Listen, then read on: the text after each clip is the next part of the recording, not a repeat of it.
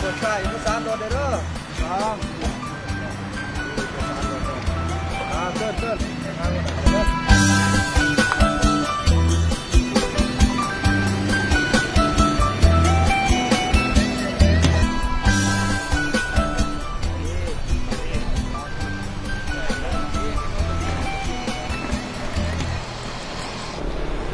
วันนี้เนี่ยวัน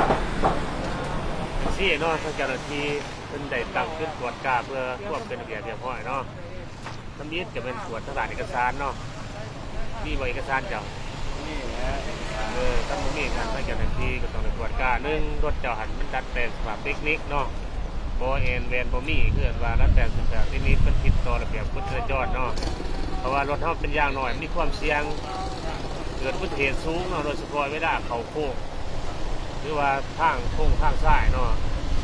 เดี๋ยวซ้ายเดี๋ยวขวานี่รถจากวิแวนกับไม้เข้ามาทีเดียวซ้ายเดี๋ยวขวาเขาต้องในเบื้องแวนเนาะเพื่อความปลอดภัยรถทางม้าเนาะเขาต้องในใส่แวนวันนี้เอกสารจะกับบถือการใส่รถใส่ถนนก่อนจะออกจากเพื่อนเขาต้องถือเอกสารรถเนาะสองเนี่ยไหมบางทีสามเนี่ยเทคนิคท่าทางแวนก็ต้องมีถ้าบ่มีอันนั้นยิ่งใส่กฎหมายยิ่งใส่ระเบียบลำดับ568ซึ่งก็ต้องเลยใส่ระเบียบห้องกักรถห้องไปเสียปรับใหม่อยู่ในของการเนาะดังนั้นทั้งเจ้าหน้าที่ได้ตรวจได้เห็นได้ก็ต้องได้กักรถก่อนเนาะเอาไปเสียปรับใหม่อยู่ในของการเนาะเพราะว่ารถห้องเป็นรถรัดแปลงสภาพเทคนิคดังนั้นทั้งเจ้าหน้าที่จึงจะได้กักเข้าไปของการเพื่อไปศึกษาเพิ่มเปลี่ยนท่อออกเนาะยิบบอสใหม่เอาแวนใส่แต่จะได้ออกมาเนาะให้เป็นวัตถุศึกษาเพิ่มอยู่ของการดังนั้นทั้งเจ้าหน้าที่จะได้เขียนใบสั่งไหนเด้อว่าทำอะไรว่าทุกที่เนาะรถเท่านี้ถือว่าเป็นพออะไรเด้อเป็นดีใจกระเทือนเป็นตัวไหนกักตัวเป็นก้อนเนาะกักเข้าไปแหละไปศึกษาเพิ่มเอาจับเข้าไปได้เนาะเพราะว่ามีหน่วยงานศึกษาเพิ่มอยู่ของการแล้วก็จะได้กักรถกลับไปก้อนเนาะ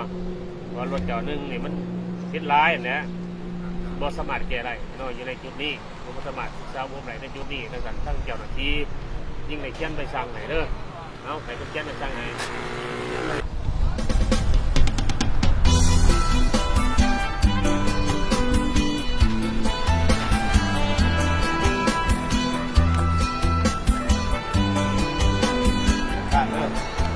ที่เอานักบอลพระเจ้าหน้าที่ที่แนะนำเด้อนี่แหละเจ้าเขาไปเอาอยู่ของการไปเนี่ยจราจรแข็งต้นดูรักสองเนาะจะต้องซื้อหรือว่าเอกสารน้องมาซื้อกิ่งไปนั่นกิ่งใหญ่สภาพเรือมันน้ำมันซื้อแวนที่มันบอสเนี่ยก็ต้องซื้อไปนั่นพาพวกผู้ประกอบหรือว่าเทคนิคของคุณจะไหวหออะไรเด้อ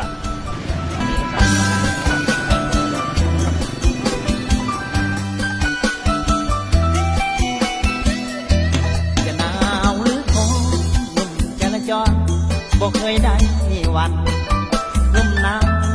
วจนสะบันยอมยืนสั่นอยู่ข้างถนนหน้าที่ตำรวจเป็นสายปวดตากแดดตากฝนเพื่อระเบียบพี่น้องมวลชนสร้างถนนให้ถือกฎ